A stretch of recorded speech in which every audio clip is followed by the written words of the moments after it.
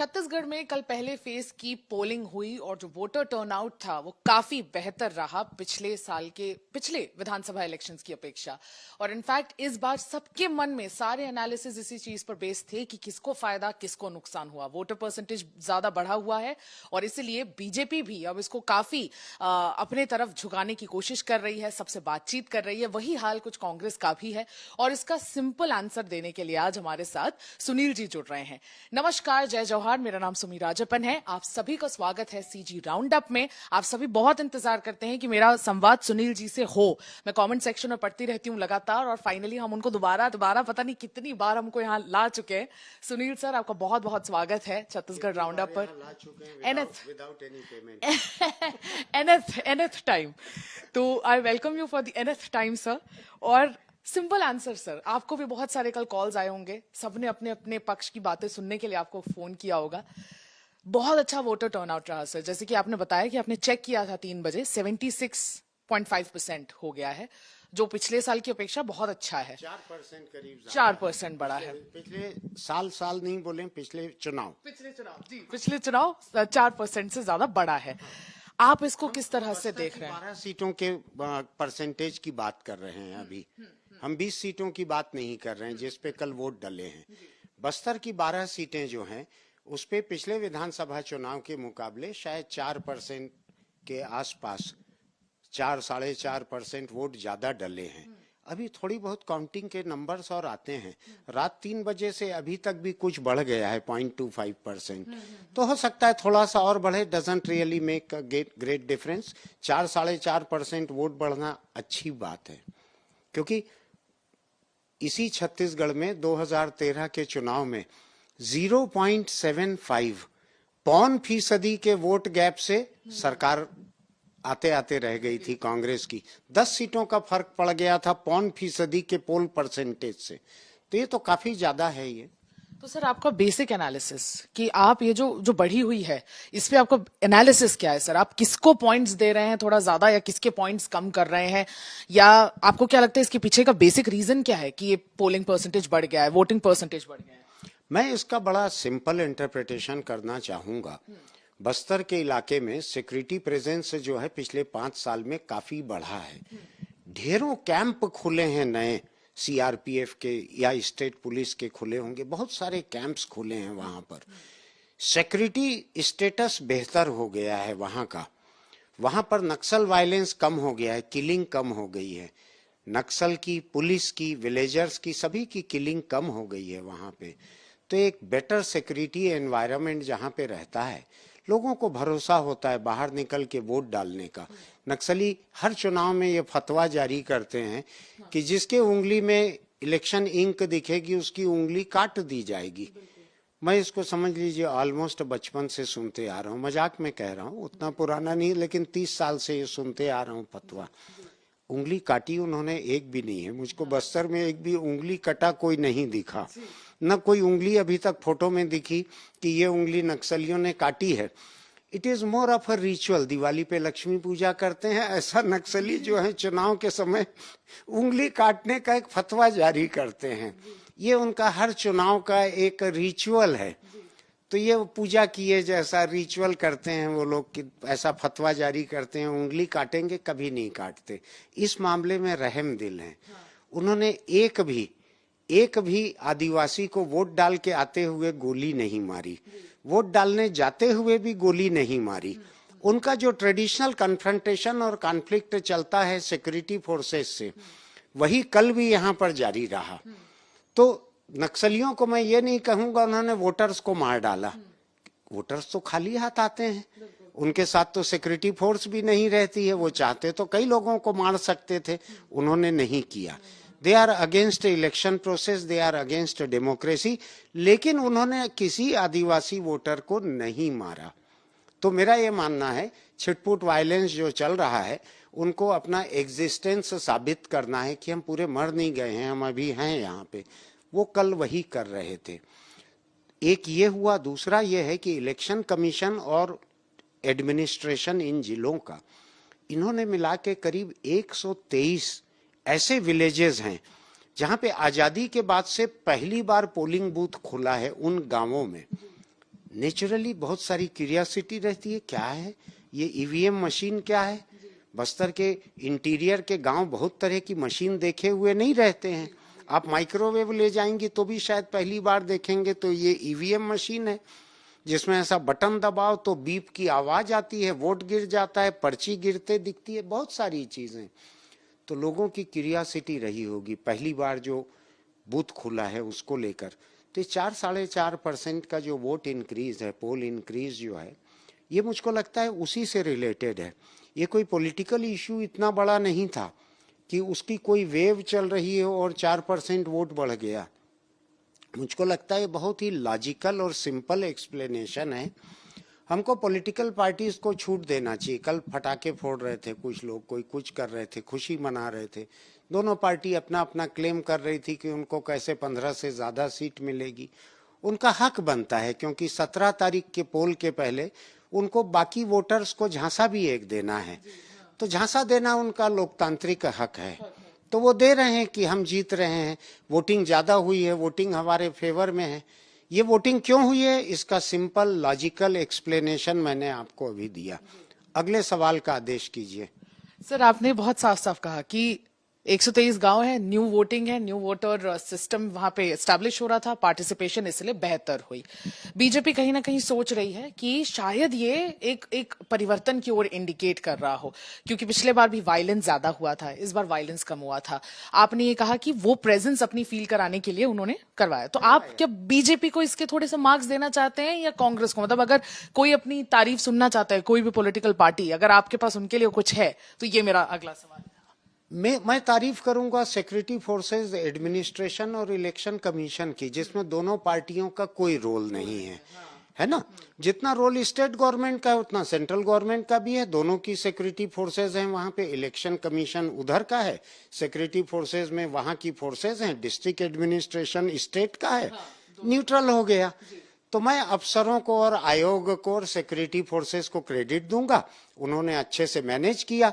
कहीं एक ब्लास्ट हो जाता, 24 लोग मर जाते, तो अभी सीआरपीएफ की डायरेक्टर जनरल जो हैं वो यहाँ पे रहते, ब्लेम गेम शुरू हो गया रहता, चूंकि चुनाव सामने है। बहुत सारा वक्त मैंने ऐसा देखा है छत्तीसगढ़ में बनने के बाद से, जब स्टेट और सेंटर पब्लिकली उलझते नहीं थे। किस फोर्स की गलती थी, सीआरपीएफ की थी, स्टेट इंटेलिजेंस नहीं मिला था, अब वो शुरू हो गया है। शायद चुनाव करीब रहने से शुरू हुआ है ये ब्लेम गेम। तो सर, ये कहना अतिशयोक्ति होगा कि नक्सलिज्म एक्चुअल में अपने अंत के करीब आ रहा है? क्योंकि ये भी एक सवाल उठता है कि भाई नक्सलिज्म तो अब, क्योंकि बहुत सारे पुलिस कैंप्स जंगल के अंदर जा चुके हैं, तो क्या नक्सलिज्म अब सच में खात्मे की तरफ आ रहा है? क्योंकि अमित शाह ने भी जैसा जनवरी में इस साल कहा था 2024 में बीजेपी आ जाएगी तो नक्सलिज्म खत्म कर देंगे, वहीं कांग्रेस भी क्रेडिट लेती है इस साल का कि पिछले 5 साल हमने एक्चुअल में पुलिस कैंप्स एस्टैब्लिश किए, इसलिए लेस एनकाउंटर्स हुए हैं, एम्बुशेस ज्यादा हुए हैं। खात्मे के करीब जो है, ये तो बहुत ही ड्रामेटिक टर्म है। खात्मे के करीब होने का मतलब तो ये है कि हमको मालूम है कि खत्म कहाँ पे होगा, उससे 2 किलोमीटर बाकी है। ऐसा कोई असेसमेंट नहीं लगाया जा सकता। असेसमेंट यह है कि Naxal violence is reduced, security scene is better in last 5 years, लोग कम मर रहे हैं, हत्या कम हो रही है, नक्सल वायलेंस कम हो रहा है, विलेजर्स कम मारे जा रहे हैं, ये सब हो रहा है। ये कम हो रहा है, खत्म हो रहा है कि नहीं ये कहना अभी मुश्किल है। खत्म होने के कितना कदम दूर बचा है, तो मुझको लगता है अंधेरी सुरंग है। इसमें अंदाज लगाना मुश्किल है कि ये अंत कहाँ होगा, सुरंग खत्म कहाँ होगी। कोई दिया नहीं जल रहा है सुरंग के आखिरी में कि मैं कहूँ कि अभी थोड़ी देर में खत्म हो जाएगा नक्सल वायलेंस। उसको लेके हम ऐसा एस्टीमेट न लगाएं, एक असेस न करें कि ये करीब है। लेकिन ये है कि कम हुआ है, it is a documented fact. और कम होने का असर है कि वोट बढ़ा है, लोगों का पार्टिसिपेशन इलेक्शन में ज्यादा हुआ है। हालांकि मैं आपको एक दिलचस्प बात बतलाता हूँ। मैं नक्सल की जो हालत मैं बस्तर के आदिवासियों की जो हालत देखता हूँ, चाहे सेंट्रल गवर्नमेंट की स्कीम हो, चाहे स्टेट गवर्नमेंट की स्कीम हो, चाहे दोनों की सिक्योरिटी फोर्सेस हो, चाहे सिक्योरिटी फोर्सेस की एट्रोसिटीज, ज्यादतियां हो इनके ऊपर, मुझको कई बार हैरानी होती है। ये लोग क्या सोच के वोट डालने आते हैं? इनका डेमोक्रेसी में अभी तक भरोसा बचा हुआ क्यों है? मैं अगर उन आदिवासियों की जगह रहता तो मेरा डेमोक्रेसी से भरोसा उठ गया रहता। लेकिन शायद ये आदिवासी जो हैं मेरे मुकाबले ज़्यादा डेमोक्रेटिक हैं, ज़्यादा मैच्योर हैं। मैं डेमोक्रेसी को लेके होपलेस हो जाता हूँ कई बार। वो होपलेस नहीं हो रहे हैं, वो वोट डालने के लिए आ रहे हैं और उनको मालूम है इस वोट डालने से उनको एक्सप्लॉइटेशन और एट्रोसिटीज, जुल्म और ज्यादती और शोषण, इसके अलावा ज्यादा कुछ नहीं मिलना है उनको। उनको मालूम है कोई बहुत ज्यादा बेनिफिट नहीं हो रहे हैं दोनों सरकारों से उनको। मेरा सलाम है उन लोगों को जो ऐसे हालत में जीते हुए भी वोट डालने की हसरत रखते हैं, उसको इम्पोर्टेंट मानते हैं। मैं शायद बंद कर दिया रहता वोट डालना अगर वहां रहता तो, लेकिन वो लोग ज्यादा समझदार लोग हैं। सर एक और एक सवाल बहुत ज्यादा उठ रहा है जब से महादेव बुक ऐप उसके पूरे मतलब रेड्स हुए हैं, ईडी की स्टेटमेंट आई है, शुभम सोनी नामक एक व्यक्ति, अलेज्ड शुभम सोनी नामक एक व्यक्ति का वीडियो आ जाता है जिसमें वो ये क्लेम करता है कि 508 करोड़ रुपए मैंने सीएम को दिए हैं। बहुत बड़ा एलिगेशन अपने आप में। उसके पीछे एक सवाल ये भी उठता है कि इस ऐप के स्कैम का क्या असर बस्तर में देखने को मिला होगा, क्योंकि बस्तर के पोलिंग के बिल्कुल 48 घंटे पहले ये बेसिक रेवलेशंस होते हैं जो अपने आप में बहुत एक्सप्लोसिव भी होते हैं। तो आपको लगता है इसका असर बस्तर में पड़ा होगा या इन 20 सीटों पे पड़ा होगा? एक तो ईडी ने प्रोसिक्यूशन में जो डिटेल्स लिखे हैं उसमें ईडी ने खुद ने लिखा है इन एलिगेशंस के साथ कि इनकी जांच अभी बाकी है। ईडी कह रहा है कि इनकी जांच अभी बाकी है। ये एक बंदे ने अपने बयान में कहा है, वो बंदा कौन है क्या है, कांग्रेस ने तुरंत ही उसकी तस्वीरें दिखा दी। है तो बीजेपी नेताओं का करीब है, ये तो बीजेपी नेताओं के साथ फोटो है इसकी, केक काटते हुए, कटवाते हुए या केक कटते समय की फोटो है इनकी। कांग्रेस ने उसको पूरी तरह से डिफ्यूज कर दिया इस एक्सप्लोजिव को बीजेपी के, कि ये आदमी जो है ये तो बीजेपी का मेंबर है या बीजेपी का वर्कर है, उसके नेताओं के यहाँ रहता है, उनका ड्राइवर है। वो वहां तक डैमेज कंट्रोल कांग्रेस ने कर लिया। ईडी ने जो कोर्ट में पेश किया है उसमें भूपेश बघेल और 508 करोड़ ये तो एक लाइन में दिखता है, इसने ऐसा कहा है। लेकिन उसके ठीक नीचे इन द सेम सेंटेंस, उसी सांस में ईडी कहती है इसकी जांच होना अभी बाकी है। तो पोलिंग के 48 घंटे पहले आप अगर ऐसा कागज एक दाखिल कर रहे हो कोर्ट में जिसमें एक वाइल्ड एलिगेशन है जिसकी जांच अभी होना बाकी है, उसका वजन तो शहरी इलाकों में भी कम रहेगा अगर ये इसका इलेक्शन में कोई इम्पैक्ट अपन बात कर रहे हैं तो। दूसरा, मैंने बस्तर में बहुत सारे लोगों से बात की है, उनका कहना है हमारे यहाँ हम लोग दांव जो लगाते हैं, बेटिंग जो करते हैं, उसके लिए हमारे पास अपने मुर्गे हैं, हम मुर्गा लड़ाई करते हैं, उसमें नगद नोट का दांव लगाते हैं, लोग बेटिंग लेते हैं, दांव लगाते हैं, जीत हार वहीं हो जाता है, एक्साइटमेंट भी रहता है। हम लोग ऐसा मोबाइल फोन बेस्ड, ऐसा एप्लीकेशन बेस्ड दांव लगाना, इट इज नॉट थ्रिलिंग, उनको मजा नहीं आता। There is no blood in that. मुर्गा आवाज, चीख पुकार, आप बस्तर इतना दौरा करती हैं, आपने पता नहीं मुर्गा लड़ाई देखी है कि नहीं देखी है तो दूर से ही देख लीजिए।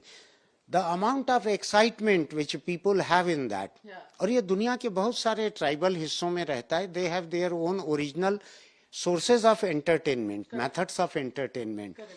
पूरे बस्तर में मुझको एक भी कोई बंदा ऐसा फोन पर नहीं मिला या मिली जिससे मैंने बात की हो और उसने कहा हो महादेव ऐप का असर हुआ है या महादेव ऐप का चर्चा शुरू हो गई है। लोगों ने मुझका कहा, मैं तो पत्रकारों ने कहा मैं तो महादेव ऐप को जानता हूँ, लेकिन हमारे यहाँ तो कोई चर्चा नहीं है उसका। तो महादेव ऐप जो है, इसका महादेव की कोई कृपा या महादेव का श्राप ये अभी बस्तर में नहीं है। आज हमारे साथ जुड़ने के लिए सब बहुत बहुत शुक्रिया। और ये बात साफ हो गई, ये कुछ ऐसे फ्रीक्वेंटली आस्क्ड क्वेश्चंस थे, एफएक्यूज थे जो लगातार हमारी तरफ आ रहे थे कि वोटिंग परसेंटेज बढ़ जाने से क्या बीजेपी को फायदा है या कांग्रेस को नुकसान या वाइस वर्सा। महादेव जी, एक इम्पोर्टेंट इशू बाकी है जी, जो आपने नहीं पूछा है लेकिन मेरी जिम्मेदारी है उसको कहना। कैमरामैन इतनी मेहनत कर रहे हैं तो मुझको कह देना चाहिए उस बात को। बस्तर के इस चुनाव में 5 साल पहले के चुनाव के मुकाबले एक इशू है, वो इशू है जो आदिवासी ईसाई हो जा रहे हैं और उनके साथ हिंदुत्व फोर्सेस जो बर्ताव कर रही हैं, वहां पे जिस तरह से उनके ऊपर हमले हो रहे हैं। ईसाई बने हुए आदिवासी की अपनी जमीन पे दफन लाश को निकाल के गांव के बाहर फेंक दिया गया। हमारे गांव में हम ईसाई आदिवासी की लाश को दफन नहीं होने देंगे, इसको और कहीं ले जाओ। इस मुद्दे पर कांग्रेस और वहां का एडमिनिस्ट्रेशन ये साइलेंट स्पेक्टेटर हैं। ये दर्शक दीर्घा में बैठे हुए मानो मुर्गा लड़ाई देख रहे हैं कि हिंदुत्व फोर्सेस क्या कर रही हैं, ईसाई बने हुए आदिवासी किस तरह से उस वायलेंस को झेल रहे हैं। आपको ध्यान होगा कि एक जिले में इन्हीं हिंदुत्व फोर्सेस ने इतना हमला किया कि एक एसपी और बहुत सारे पुलिस वालों के सिर वगैरह टूट गए थे, ऐसा हुआ था, आपको ध्यान होगा। तो भी शायद पुलिस को इंस्ट्रक्शन थे इसको बर्दाश्त कर जाओ, आप ऐसे न दिखो कि आपने हिंदू लोगों पे कार्रवाई की है। तो उन्होंने बर्दाश्त कर लिया पुलिस ने। एसपी का सिर फूट गया, पुलिस ने गोली नहीं चलाई, लाठीचार्ज भी नहीं किया, कुछ नहीं किया।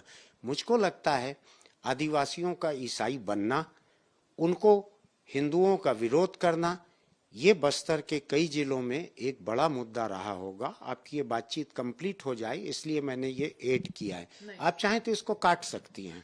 नहीं सर, हम बिल्कुल इसको नहीं काटेंगे क्योंकि सर ये एक बहुत बड़ा मुद्दा है। इसके लिए मैं आपके पास दोबारा आऊंगी क्योंकि कन्वर्जन एक ऐसा मुद्दा है जिसपे एक अलग इन डेप्थ एनालिसिस हमें करने की जरूरत है कि क्यों ऐसा हो रहा है, क्यों पूरे उस मैटर को समझने की जरूरत है इन डेप्थ। तो सर इसके लिए तो एक दोबारा एक डिस्कशन आपके साथ पेंडिंग है। और लेकिन जो एफएक्यूज हैं जो हमसे पूछे जा रहे थे लगातार कि महादेव बुक ऐप का क्या असर है, क्योंकि 48 घंटे पहले ईडी ने अपने रेवलेशंस किए और कल की वोटर परसेंटेज बढ़ जाने से किस पार्टी का नफा नुकसान है, उसका डिस्कशन, उसका विश्लेषण आज हमने आपके सामने कर दिया है। और लॉजिकल रीजन है वोटिंग परसेंटेज बढ़ने के, और इनफैक्ट महादेव बुक का कोई असर बस्तर में तो देखने को नहीं मिलेगा क्योंकि वो अपने मुर्गे से ही खुश हैं, अपने मुर्गे लड़ाई से ही बहुत संतुष्ट हैं।